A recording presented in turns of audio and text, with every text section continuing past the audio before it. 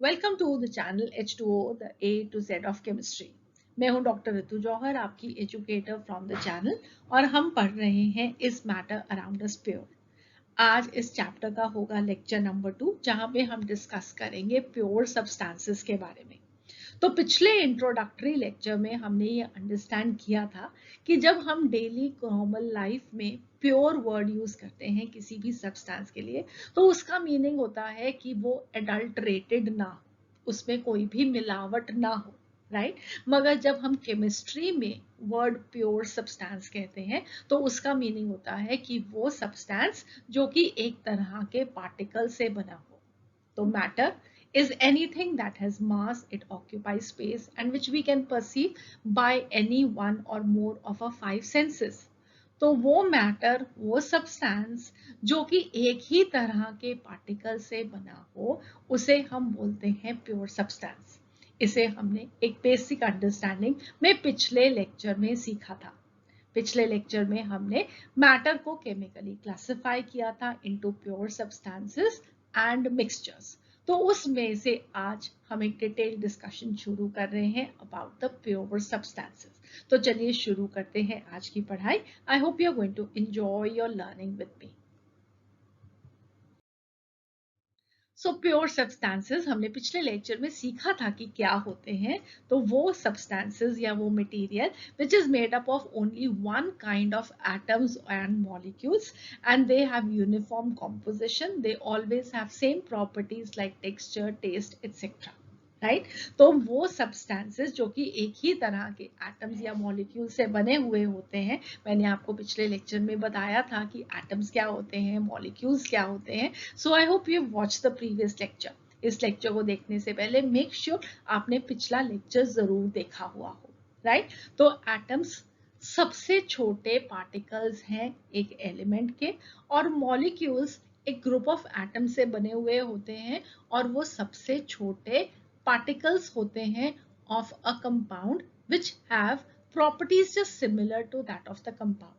तो एक कंपाउंड को बनाने वाले पार्टिकल्स हैं मॉलिक्यूल्स, और एक एलिमेंट को बनाने वाले पार्टिकल्स सबसे छोटे वाले क्या हैं, एटम्स, राइट। इस एटम्स और मॉलिक्यूल्स के बारे में अभी हमें बहुत सारी डिटेल डिस्कशन करनी है। मैंने सिर्फ आपको एक बेसिक आइडिया दिया है, क्योंकि atoms and molecules chapter number 3 होगा हमारा केमिस्ट्री का। इस चैप्टर के बाद जो नेक्स्ट चैप्टर हम सीखेंगे that would be about atoms and molecules. वहां पे आपके कंसेप्ट्स बहुत ही स्ट्रांग हो जाएंगे। तो वो सब्सटेंसेस जो कि एक ही तरह के एटम्स या मॉलिक्यूल से बने हुए होते हैं, उन्हें हम बोलते हैं प्योर सब्सटेंसेस। ऐसे सब्सटेंसेस की कॉम्पोजिशन हमेशा यूनिफॉर्म होती है, और उनकी जो प्रॉपर्टीज है वो सिमिलर होती हैं। तो सारे के सारे एटम्स जो कि एक प्योर सब्सटेंस को फॉर्म करेंगे, उन सब एटम्स के या उन सब मॉलिक्यूल्स की जो प्रॉपर्टीज होंगी वो बिल्कुल सेम होगी, right? So a form of matter possessing definite composition and definite properties is called as a pure substance.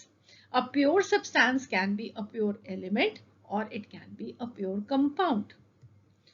Mixtures, they are not pure substances. ठीक है, तो मिक्सचर्स जो होते हैं वो दो या दो से ज्यादा एलिमेंट्स या कंपाउंड्स से बनते हैं। ओके, तो उसमें हमेशा क्या होगा, उनमें जो कॉम्पोजिशन होगी वो कभी भी कांस्टेंट नहीं होगी, वो कॉम्पोजिशन डेफिनेट नहीं होगी। इसलिए मिक्सचर्स कभी भी प्योर सब्सटेंसेस नहीं होते हैं। Mixtures would be the next topic that we will be discussing in detail. Okay, so that would be the next lecture. So अब हमारे पास फॉर एग्जाम्पल है वाटर। अब वाटर में अगर कोई भी इम्प्योरिटी ना हो तो हम उसे क्या बोलेंगे, एक प्योर सब्सटेंस। पिछले लेक्चर में हमने डिस्कस भी किया था कि वाटर जो है that is a compound and that is made up of water molecules. और वाटर मॉलिक्यूल क्या होता है, फॉर्मूला क्या होता है, H2O। दो हाइड्रोजन के एटम, एक ऑक्सीजन का एटम, फिक्स्ड कॉम्पोजिशन हमेशा रहेगी एक प्योर सब्सटेंस में। ठीक है, so water is a compound which is made up of all molecules of water, and one molecule of water is made up of two hydrogen atoms and one oxygen atom. इसलिए हमेशा एक pure substance की जो composition होगी वो fixed होगी, और क्योंकि एक ही तरह के मॉलिक्यूल्स प्रेजेंट हैं, फिक्स्ड कॉम्पोजिशन में प्रेजेंट है, इसलिए उनकी जो प्रॉपर्टीज होंगी वो भी हमेशा डेफिनेट प्रॉपर्टीज होंगी, ठीक है, वो डिफरेंट नहीं होगी। फॉर एग्जाम्पल हमारे पास है शुगर, ठीक है, तो शुगर क्या है, एक प्योर कंपाउंड है। It is composed of carbon, hydrogen, oxygen in a fixed proportion. The formula of sugar is C12H22O11। एक शुगर के मॉलिक्यूल में 12 कार्बन के एटम, 22 हाइड्रोजन के एटम और 11 ऑक्सीजन के एटम प्रेजेंट होते हैं, ठीक है। तो हर शुगर का मॉलिक्यूल सेम कॉम्पोजिशन रखेगा, सेम कॉम्पोजिशन रखेगा, इसलिए उनकी प्रॉपर्टीज भी डेफिनेट होगी। बट द मोमेंट हम एक सोल्यूशन फॉर्म करते हैं, सोल्यूशन का मतलब जब हम शुगर को पानी में डालते हैं, तब वो जो शुगर है that is no longer going to be a pure substance, it is going to be a mixture. क्योंकि अब हमने क्या किया है, शुगर को और वाटर को मिक्स कर दिया है, ठीक है। और शुगर और वाटर को हम किसी भी प्रोपोर्शन में मिक्स कर सकते हैं। एक गिलास पानी के अंदर हम 1 चम्मच चीनी का भी डाल सकते हैं, 2 भी डाल सकते हैं, 10 भी डाल सकते हैं, 100 भी डाल सकते हैं, ठीक है। और वो हमेशा क्या होगा, वो एक शुगर सोल्यूशन होगा। तो वहां पे कॉम्पोजिशन उस सोल्यूशन की फिक्स्ड नहीं है, और क्योंकि सोल्यूशन की कॉम्पोजिशन फिक्स नहीं है, इसलिए उसकी प्रॉपर्टीज भी फिक्स नहीं होंगी, ठीक है। सो हमारे पास क्या है, sugar is a pure compound, water is also pure compound, मगर जब हम दोनों को मिक्स कर देते हैं, हम किसी भी प्रोपोर्शन में उनको मिक्स कर सकते हैं, इसलिए उन दोनों के मिक्सचर से बनने वाले सोल्यूशन को हम क्या बोलते हैं, मिक्सचर, ठीक है। मिक्स करके मिक्सचर बना दिया, okay. We have is the types of pure substances। तो जब हमने मैटर को केमिकली क्लासिफाई किया था, तब हमने सीखा था कि matter is of two types, one is going to be pure substances and the other is going to be mixtures। और pure substances को आगे हम further कैसे classify करते हैं, into elements and compounds। Elements को आगे हम फर्दर क्लासिफाई करते हैं into metals, non metals and metalloids, and compounds को into inorganic compounds and organic compounds. तो चलिए आज वन बाय वन इस सारी अंडरस्टैंडिंग को डेवलप करते हैं, अंडरस्टैंड करते हैं बहुत कुछ एलिमेंट्स, कंपाउंड्स के बारे में, और अपनी knowledge of the pure substances को इंक्रीज करते हैं। सबसे पहले हम अंडरस्टैंड करते हैं एलिमेंट के बारे में। So what is an element? तो एलिमेंट की डेफिनेशन हमें सबसे पहले एक साइंटिस्ट ने दी थी, लेवोसियर ने, बहुत ही फेमस साइंटिस्ट है। I just now tell you more about him also, although ये आपके करिकुलम में रिक्वायर्ड नहीं है, बट फिर भी हम कुछ भी पढ़ते हैं हमें उसके बारे में मालूम होना चाहिए, है ना। तो extra knowledge is always interesting. तो अभी मैं आपको लेवोसियर के बारे में भी बताऊंगी, बट पहले हम एलिमेंट को डिफाइन करते हैं। So we have an element to be the simplest और the basic form of a pure substance. सबसे सिंपल प्योर सब्सटेंस एक एलिमेंट है which cannot be broken down into anything simpler than it by physical or chemical methods। तो ना physical methods को use करके, ना chemical methods को use करके इससे और सिंपल हमें कोई प्योर सब्सटेंस मिल सकती है, ठीक है। उसे हम क्या बोलेंगे, एलिमेंट बोलेंगे। तो अब ये लेवोसियर कौन है? तो वेल, लेवोसियर एक फ्रेंच साइंटिस्ट है जिन्हें पॉपुलरली हम बोलते हैं फादर ऑफ मॉडर्न केमिस्ट्री। क्यों बोलते हैं हम उनको फादर ऑफ मॉडर्न केमिस्ट्री? क्योंकि आप बता सकते हो कि एक ऐसा एलिमेंट जिसके बिना हम जिंदा नहीं रह सकते, यस, वो है ऑक्सीजन। तो लेवोसियर वो साइंटिस्ट थे जिन्होंने ऑक्सीजन को आइडेंटिफाई किया, उन्होंने ऑक्सीजन को नेम किया, और उन्होंने ही डिस्कवर किया the role of oxygen in combustion. तो बर्निंग प्रोसेस में बर्निंग किस सब्सटेंस को यूज करके होती है, वेल वो बताने वाले साइंटिस्ट थे लेवोसियर। तो एयर में तो इतनी सारी गैसेस प्रेजेंट है, जब हम कहते हैं कि कोई सब्सटेंस बर्न करता है, फॉर एग्जांपल पेपर बर्न करता है, तो पेपर को बर्न करने के लिए ऑक्सीजन चाहिए। एयर में से इतनी सारी गैसेस में से वो ऑक्सीजन गैस है जो कि पेपर को बर्न करने में हेल्प करती है, वुड को बर्न करने में हेल्प करती है। किसी भी कंबस्शन प्रोसेस में ऑक्सीजन को यूज को अंडरस्टैंड करने वाले साइंटिस्ट क्या थे, लेवोसियर। और लेवोसियर ही वो साइंटिस्ट थे जिन्होंने हाइड्रोजन को हाइड्रोजन का नाम भी दिया, ठीक है। तो हाइड्रोजन का नाम कहां से आया था? हाइड्रोजन का नाम आया था, hydro is for water, and gen is for generator. तो वाटर को जनरेट करने वाली गैस हाइड्रोजन, और हाइड्रोजन नाम सजेस्ट करने वाले साइंटिस्ट लेवोसियर, और ऑक्सीजन के बारे में इतना कुछ बताने वाले, ऑक्सीजन को नाम करने वाले साइंटिस्ट लेवोसियर। सो लेवोसियर ही थे जिन्होंने एलिमेंट को भी डिफाइन किया एज द सिंपलेस्ट और the basics form of the pure substance, जिसे हम आगे फर्दर ब्रेक नहीं कर सकते into anything simpler than it by either physical और केमिकल मेथड्स। ठीक है, समझ में आया अब एलिमेंट क्या होता है? चलो अब आगे बढ़ते हैं। तो elements they are the building blocks of all kinds of matter. तो कोई भी मैटर हो, ठीक है, चाहे वो एलिमेंट है, चाहे वो कंपाउंड है, और उसके बाद चाहे वो मिक्सचर्स हैं, तो एलिमेंट्स उन हर एक मैटर के क्या है? बिल्डिंग ब्लॉक है। तो each element is made up of only one kind of particles. जैसे मैंने आपको पिछले लेक्चर में भी बताया था कि हर एलिमेंट एक ही तरह के पार्टिकल से बना हुआ होता है, जिसे हम क्या कहते हैं? Atoms. For example, a silver block will be made up of silver particles or the silver atoms, while a gold bar will be made up of gold particles or the gold atoms. तो किसी भी element को अगर हम काट के छोटा छोटा डिवाइड करते जाएंगे, तो वो जो स्मॉलेस्ट पार्टिकल आएगा जो कि एलिमेंट की प्रॉपर्टीज रखता है, that will be the atom of that element. ठीक है, सो सिल्वर ब्लॉक किससे बना है? सिल्वर एटम से बना है। गोल्ड बार किससे बना है? गोल्ड एटम से बना है। सिल्वर क्या है? एक एलिमेंट। गोल्ड क्या है? एक element. So different samples of one element collected from different places or different sources, they have the same properties. तो एक एलिमेंट चाहे आपको कहीं से भी मिल जाए, आपको इंडिया में से मिल जाए, यूएसए में से मिल जाए, लंदन में जाओगे आप वहां से मिल जाए, तो कहीं पे भी आप चले जाओ, तो वो आपको जो एलिमेंट है वो सेम ही तरह के कॉम्पोजिशन रखेगा, तभी तो उसकी डेफिनेट कॉम्पोजिशन होती है। ठीक है, और चाहे आपको वो कहीं से किसी भी तरीके से मिल जाए, फॉर एग्जाम्पल अगर आपको हाइड्रोजन चाहिए है, तो चाहे हाइड्रोजन आपको ऐसे ही गैस मिल जाए, या हाइड्रोजन को आप वाटर के ब्रेकडाउन से प्रोड्यूस कर लें, या हाइड्रोजन को आप HCl को डिकम्पोज करवा के बना लें, किसी भी तरीके से आप हाइड्रोजन गैस को बनाओगे, तो वो जो हाइड्रोजन गैस है दैट इज एन एलिमेंट। ठीक है, और उसमें जो एटम्स हैं वो सब सेम काइंड के होंगे, चाहे जिस मर्जी तरीके से आप उसको बना लो, सबकी जो प्रॉपर्टीज होंगी वो सेम होंगी। नेक्स्ट है हमारे पास टाइप्स ऑफ एलिमेंट्स। तो एलिमेंट्स को हम तीन तरह से क्लासिफाई करते हैं, मेटल्स, नॉन मेटल्स, मेटलाइट्स। तो सबसे पहले है हमारे पास मेटल्स। मेटल्स वो एलिमेंट होते हैं which are malleable, ductile and they conduct electricity. अब मेलिएबल का मीनिंग क्या होता है? Which can be beaten into thin sheets, और उसका सबसे अच्छा एग्जाम्पल क्या है? एल्यूमिनियम।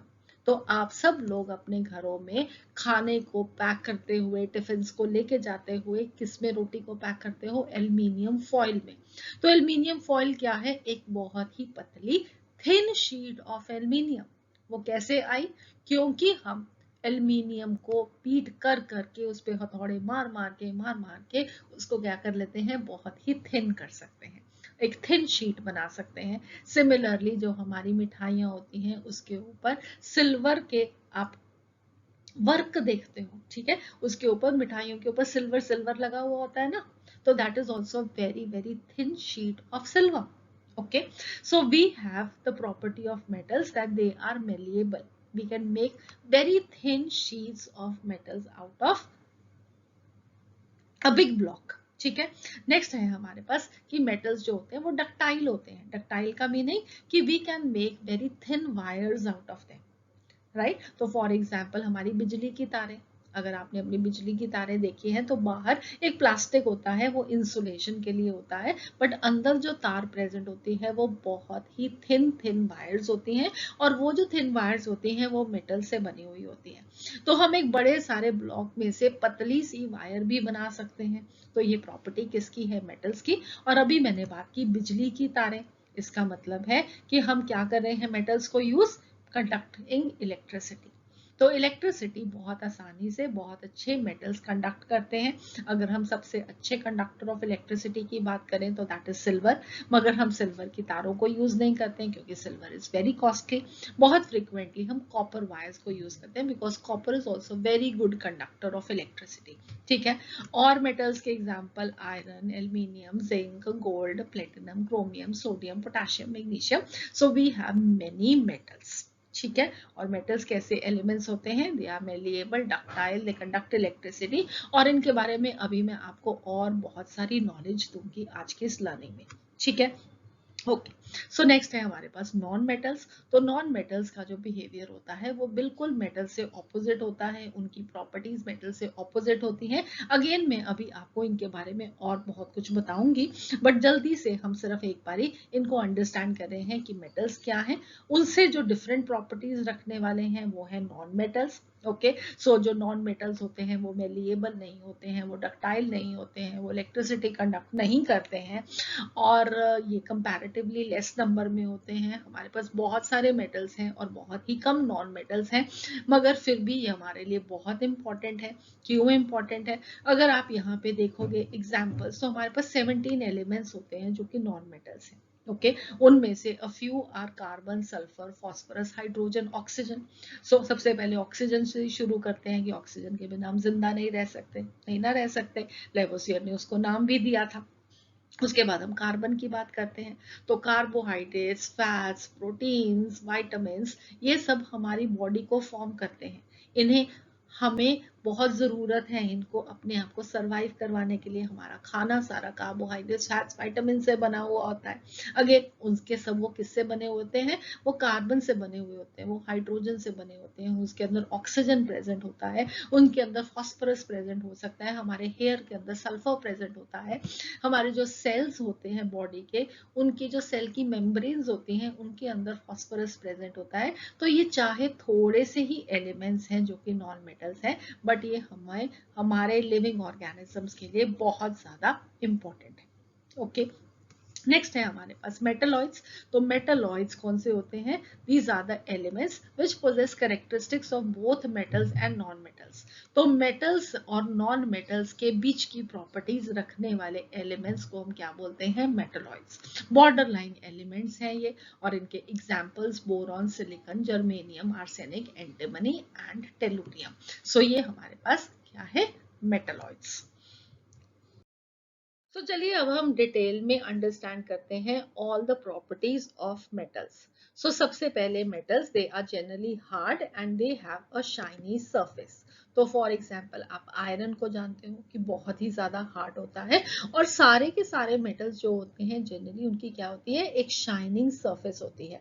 इनफैक्ट कई बार ऐसा होता है कि जैसे जैसे हम उनको यूज करते हैं उनकी जो सरफेस होती है वो शाइनी नहीं रहती।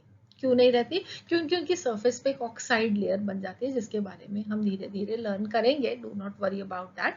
मगर अगर आप एक फ्रेश मेटल की सरफेस को देखोगे, अगर आप तभी तभी आपने मेटल को काटा हो, तो हमेशा आपको वो सरफेस जो है वो शाइनी दिखाई देगी, और मेटल्स बहुत ही हार्ड होते हैं। ठीक है, उसके बाद एक्सेप्शन क्या है यहाँ पे? यस, एक एक्सेप्शन भी है कि जो अल्कली मेटल्स होते हैं जैसे कि सोडियम है, पोटाशियम है, रुबीडियम है, सीजियम है, तो ये सब मेटल्स जो होते हैं वो सॉफ्ट मेटल्स होते हैं, ये हार्ड नहीं होते। नेक्स्ट हमारे पास है कि ये जो मेटल्स होते हैं इनकी एक सिल्वर ग्रे कलर की अपीयरेंस होती है, मगर अगेन गोल्ड जो है वो येलो कलर का होता है, कॉपर रेडिश ब्राउन कलर का होता है। सो ये एक्सेप्शंस को प्लीज साथ साथ में याद करते रहना, क्योंकि ये बहुत फ्रिक्वेंटली एग्जाम्स में पूछे जाते हैं। Next, they are the good conductors of heat and electricity. ये मैंने आपसे ऑलरेडी डिस्कशन कर ली है कि they are very good conductors of heat and electricity. Silver is the best conductor and copper is also a very good conductor of electricity. उसके बाद next है हमारे पास मेलिएबल एंड डक्टाइल होते हैं मेटल्स। तो अगेन मेलिएबल का meaning they can be beaten into sheets, और ductile का मतलब दे can be drawn into wires. They produce a ringing sound when struck with a hard object. They are sonorous. तो sonorous का मतलब क्या होता है कि जब भी आप उनके ऊपर स्ट्राइक करोगे तो वो आवाज देंगे टन टन टन टन टन। तो बेल जो मंदिर की घंटी होती है वो टन टन टन क्यों करती है? Because that is made up of metals. आप कोई भी आयरन की रेलिंग पे टन टन टन करने लगोगे तो वो बच जाएगी। ठीक है, तो जो भी मेटल्स होते हैं अगर आप उनको स्ट्राइक करोगे किसी भी हार्ड ऑब्जेक्ट के साथ तो they will be producing a ringing sound और इसे हम बोलते हैं सोनोरोसिटी। नेक्स्ट हमारे पास जो मेटल्स होते हैं they have very high melting and boiling points. Exception यहाँ पे बहुत इंपॉर्टेंट वाली याद रखनी है कि जो मर्करी है दैट इज अ लिक्विड। ठीक है, और जो लिक्विड्स होते हैं सॉलिड्स के कंपैरिजन में उनके मेल्टिंग पॉइंट्स और बॉइलिंग पॉइंट्स के होते हैं कम होते हैं। Mercury in fact is the only liquid metal that we have. Okay, और अल्कली मेटल्स जो कि बहुत सॉफ्ट होते हैं, हार्ड नहीं होते, तो उनके भी जो मेल्टिंग पॉइंट्स होते हैं और बॉइलिंग पॉइंट्स होते हैं वो लो होते हैं। तो अल्कली मेटल्स कौन कौन से हैं? सोडियम है, पोटाशियम है, रुबीडियम है, सीजियम है। तो इनके जो मेल्टिंग पॉइंट्स, बॉइलिंग पॉइंट्स होते हैं वो लो होते हैं। और एक है गैलियम। तो गैलियम का भी जो मेल्टिंग पॉइंट है वो बहुत ही कम है। इनफैक्ट अगर आप उसको अपने हाथ पे लोगे तो आपके हाथ के टेम्परेचर के साथ ही मेल्ट कर जाएगा, उसका मेल्टिंग पॉइंट बहुत ही लो होता है। So mercury is a liquid at room temperature, please do remember, whereas all other metals they are solid at room temperature. I hope आप लोगों को याद है जब हम मैटर इन सराउंडिंग्स को पढ़ रहे थे तब हमने बात की थी कि जो रूम टेम्परेचर है और 1 एटमॉस्फेरिक प्रेशर है उस पे वो सब्सटेंस कैसी होती है, that is what we call as the state of that substance. ठीक है, तो रूम टेम्परेचर पे मर्करी एक लिक्विड है और बाकी के सब मेटल्स क्या होते हैं? सॉलिड होते हैं।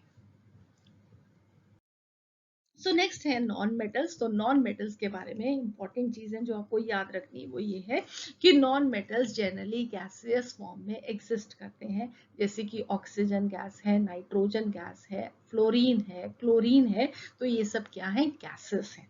ओके, और उसके बाद ब्रोमीन एक अकेली नॉन मेटल है जो कि लिक्विड है eight room temperature. So oxygen, fluorine, chlorine, nitrogen, they are gases. We have only one bromine, which is a liquid at room temperature. तो अगर हम elements की बात करें तो हमारे पास दो elements हैं जो कि room temperature पे liquid हैं. One is mercury and the other is bromine. Mercury is a metal and bromine is a non-metal. Next, iodine, phosphorus, sulfur, they exist as solids with low melting point. तो ये low melting point वाले non metals हैं, iodine, phosphorus and sulphur. और carbon एक अकेला ऐसा non metal है जो कि सॉलिड की तरह एग्जिस्ट करता है with very high melting point. Example, carbon in the form of diamond. तो डायमंड इज अ सॉलिड, ये सब जानते हैं। सब फीमेल्स को तो डायमंड पहनने का शौक भी बहुत ज्यादा होता है और diamond has very high melting point. Okay, इसका मतलब ये है कि जो नॉन मेटल्स होते हैं वो गैसेस की तरह भी एग्जिस्ट कर सकते हैं, लिक्विड्स की तरह भी कर सकते हैं, सॉलिड्स की तरह भी एग्जिस्ट कर सकते हैं। और इनके जो मेल्टिंग पॉइंट्स होते हैं वो जनरली लो होते हैं। पुअर कंडक्टर्स होते हैं ये हीट एंड इलेक्ट्रिसिटी के। यहाँ पे एक एक्सेप्शन है कि carbon in the form of graphite is an exception because it is a good conductor of electricity. ठीक है, तो non metals they are poor conductors of heat and electricity except carbon in the form of graphite which is a good conductor of electricity. उसके बाद जो non metals होते हैं ये non lustrous होते हैं, नॉन सोनोरस होते हैं। मेटल्स क्या थे? मेटल्स के अंदर एक लस्टर होता है और वो सोनरस होते हैं, रिंगिंग साउंड प्रोड्यूस करते हैं जब हम मेटल की सरफेस को एक हार्ड ऑब्जेक्ट के साथ स्ट्राइक करते हैं। बट नॉन मेटल्स ऐसी कोई भी साउंड प्रोड्यूस नहीं करते। Next, they are neither malleable nor ductile. Some non-metals they show different colors. For example, iodine is a violet color solid. Bromine is a brownish color liquid. Chlorine is a greenish yellow gas. And sulfur is a yellow solid. चलिए अब metals और non metals को differentiate कर देते हैं so that कि ये आपको हमेशा पॉइंट्स याद रहें। सो मेटल्स जो होते हैं वो हार्ड होते हैं, स्ट्रॉन्ग होते हैं, टफ होते हैं, दे have a high tensile strength except for the alkali metals like sodium, potassium etcetera. Non metals वो बहुत स्ट्रॉन्ग नहीं होते, दे have a low tensile strength.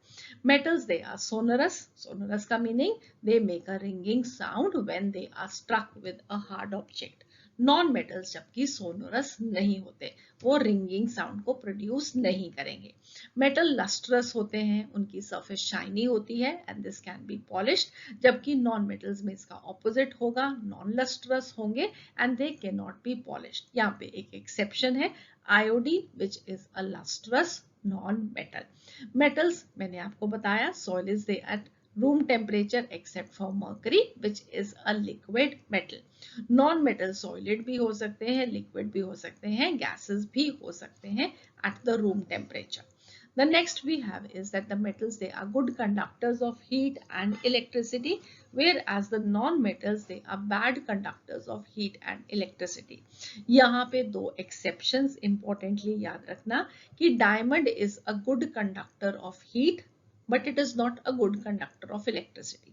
Remember this. ठीक है, तो डायमंड जो है एक इंसुलेटर है, वो इलेक्ट्रिसिटी को कंडक्ट नहीं करता, बट उसके बावजूद it is a good conductor of heat, and graphite this is a good conductor of electricity. ठीक है, next we have is that the metals they are malleable and ductile. That is, the metals they can be hammered into thin sheets and they can be drawn into thin wires, whereas the non metals they are brittle, they are neither malleable nor ductile. ठीक है.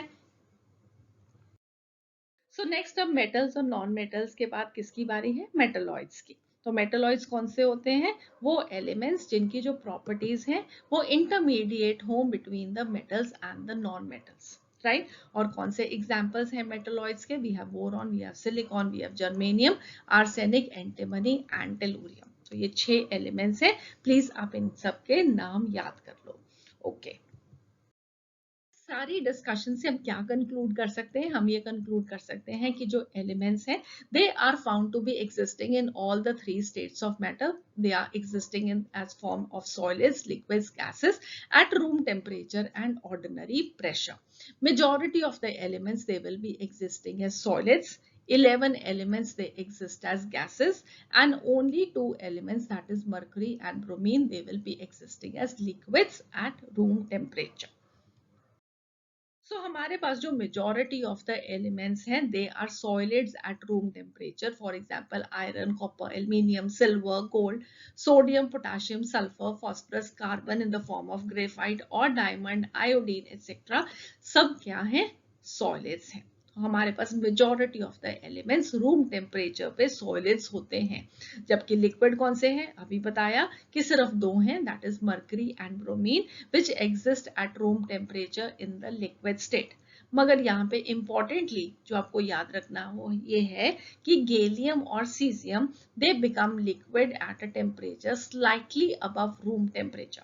So the room temperature is 298 Kelvin, that is 25 degree Celsius.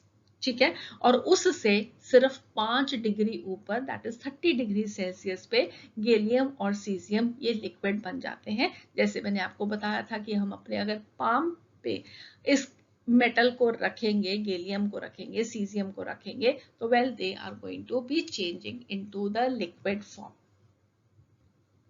Next है हमारे पास gaseous state. तो gaseous state में क्या है कि हमारे पास सिर्फ 11 एलिमेंट्स हैं, सिर्फ 11 एलिमेंट्स जो कि गैसेस की फॉर्म में एग्जिस्ट करते हैं, that is hydrogen, oxygen, nitrogen, fluorine, chlorine, helium, neon, argon, krypton, xenon and radon.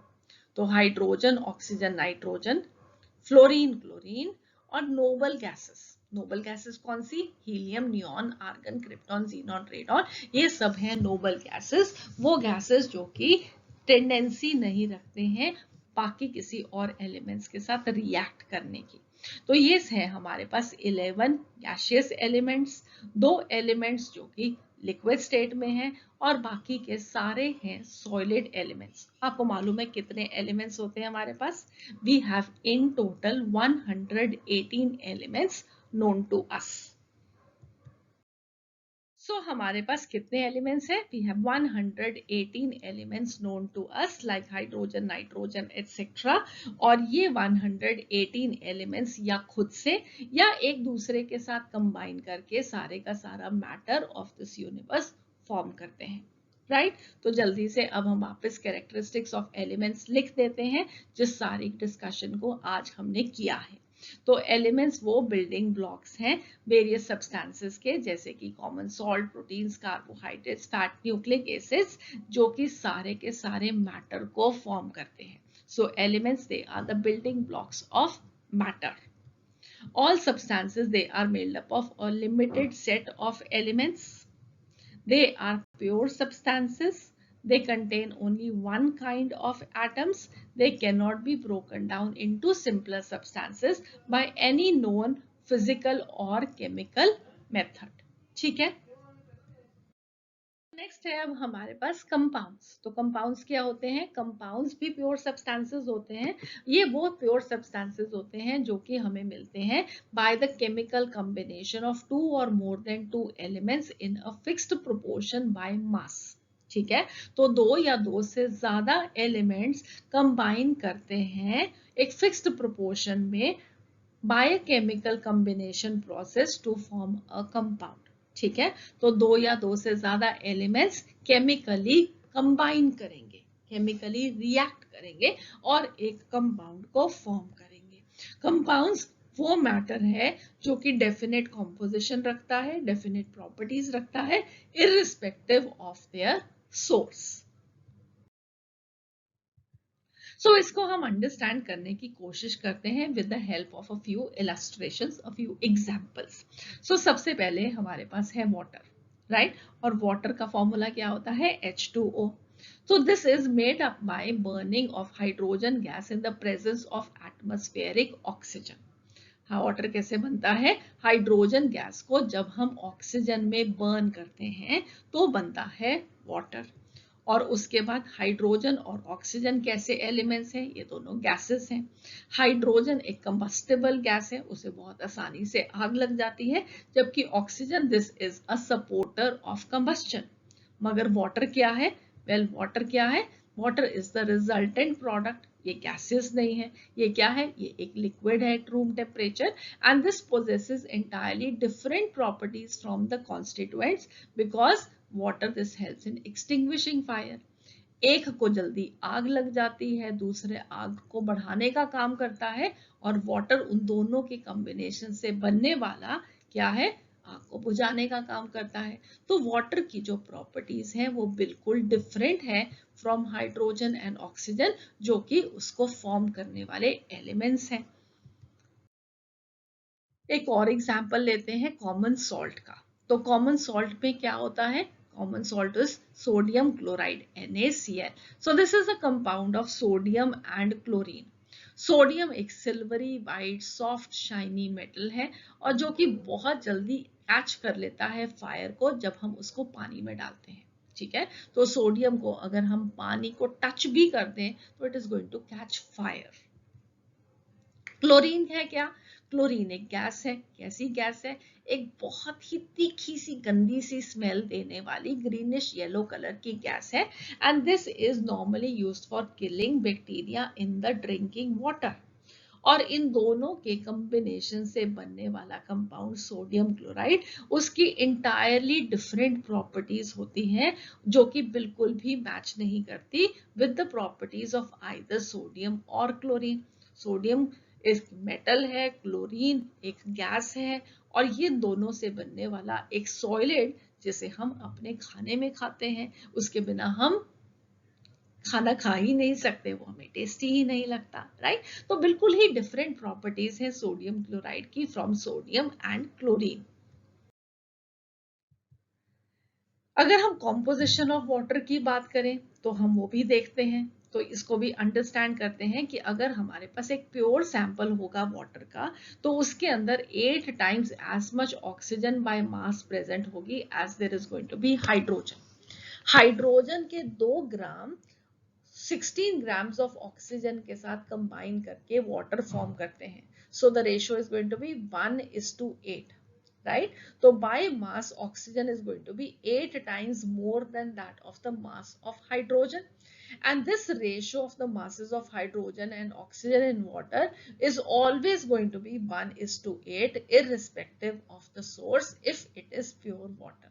ठीक है, अगर प्योर वाटर है तो ये मास की रेशो क्या रहेगी, हमेशा सेम रहेगी, चाहे आप टैप में से पानी ले लो, चाहे आप सी में से ले लो, चाहे आप रिवर में से ले लो, चाहे आप पॉन्ड में से ले लो, चाहे आप ओशन में से ले लो, चाहे लेक में से ले लो, चाहे आप रेन वाटर ले लो। तो वाटर अगर प्योर है तो उसमें हमेशा हाइड्रोजन और ऑक्सीजन बाय मास 1:8 की रेशो में प्रेजेंट होंगे। सिमिलरली अगर हम डिकम्पोजिशन ऑफ वाटर को अब अंडरस्टैंड करें, तो अगर हम इलेक्ट्रिसिटी पास करेंगे वाटर में से, तो it is going to decompose into its constituent elements, that is hydrogen and oxygen. ठीक है, तो केमिकली या इलेक्ट्रिसिटी की प्रेजेंस में आपने वाटर को डिकम्पोज किया इनटू हाइड्रोजन एंड ऑक्सीजन। तो water can be decomposed into the constituent elements by the chemical methods.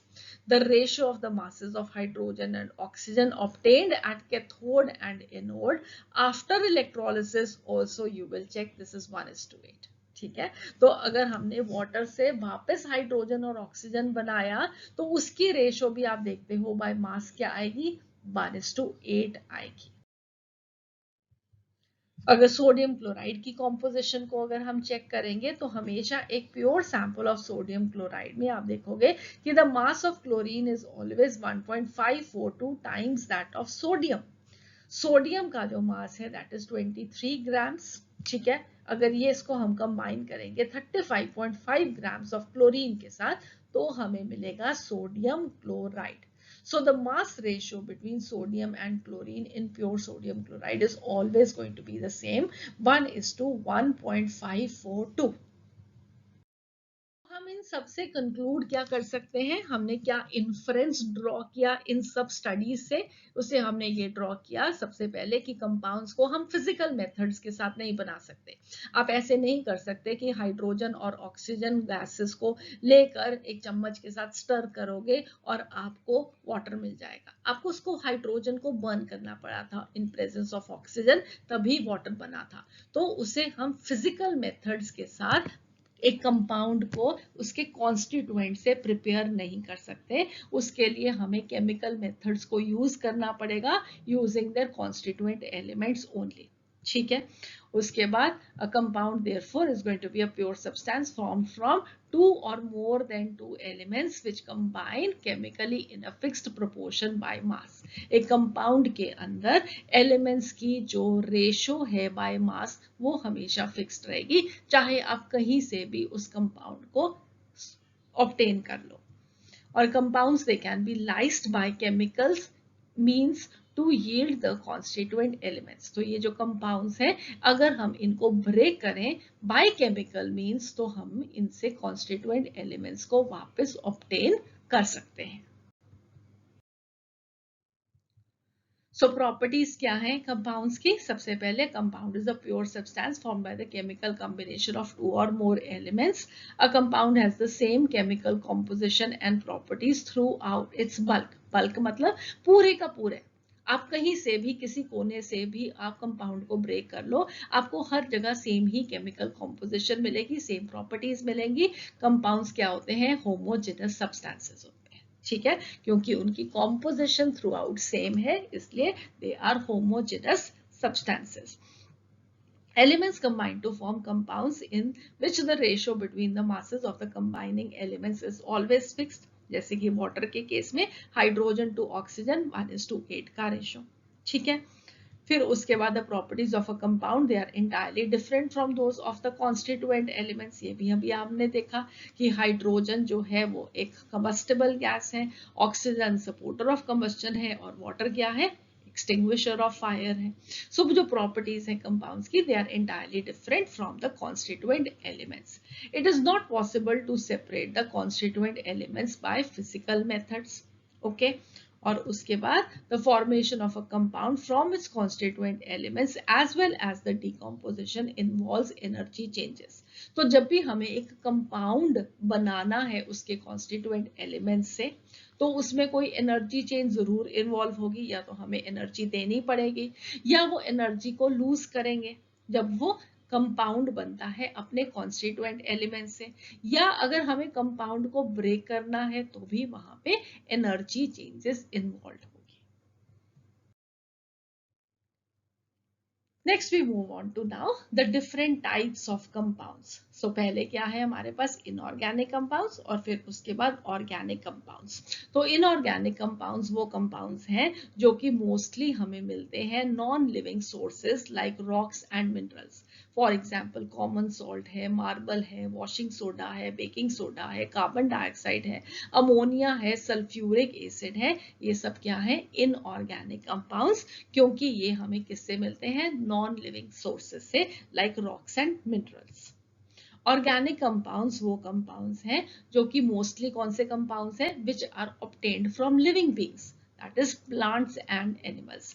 तो ये वो बेसिक डेफिनेशन है जिससे हम सबसे पहले ऑर्गेनिक कंपाउंड्स के बारे में जाने थे।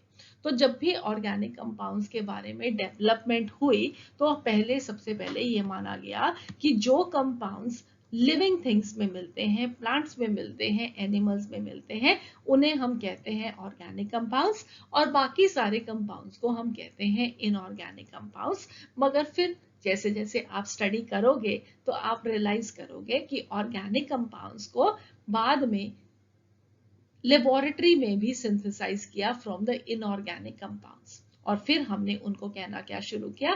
The compounds of carbon and hydrogen, they are called as the organic compounds.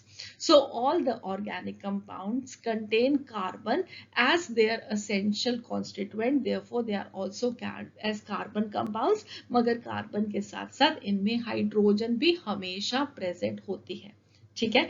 इसीलिए अगर हम कार्बन डाइऑक्साइड की बात करें या कार्बन मोनोऑक्साइड की बात करें तो ये क्या है? इनऑर्गेनिक कंपाउंड्स हैं, क्योंकि इनमें हाइड्रोजन नहीं प्रेजेंट है।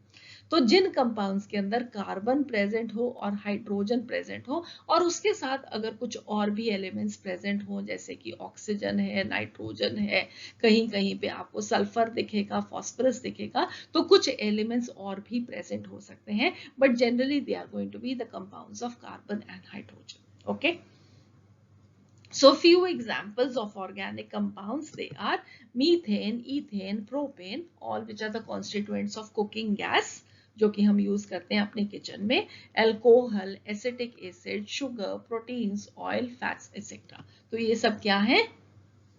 ये सब है ऑर्गेनिक कंपाउंड्स, वो कंपाउंड्स जो कि जनरली हमें कहाँ से सबसे पहले मिले? प्लांट्स और एनिमल से, और फिर बाद में हमने उनको लेबोरेटरीज में भी सिंथेसाइज किया।